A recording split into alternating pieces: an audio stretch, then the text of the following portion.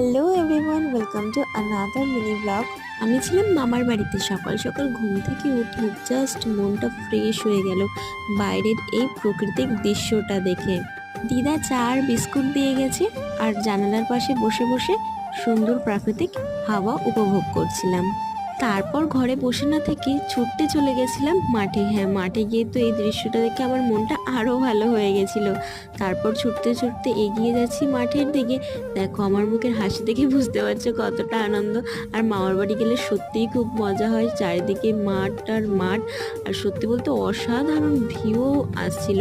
তো এই দেখো, একটা গরু এখানে বাঁধা আছে দিদারদের, আর ওখানে একটা গরু বা বাছুর যে কোনো একটা হয়তো আছে, আমি ঠিক খেয়াল করিনি। আর এই দিকে দেখো, এখানে একটা খেজুর গাছ, সেখানে কিন্তু খেজুর হয়েছে। খেজুরগুলো পেকে গেলে অবশ্যই তোমাদের সাথে শেয়ার করব একদিন। মাঠে তো এখন আম গাছে আম ভর্তি। তবে এই দেখো, আমার দিদা কিন্তু মাঠে কিছু গাছে ফুল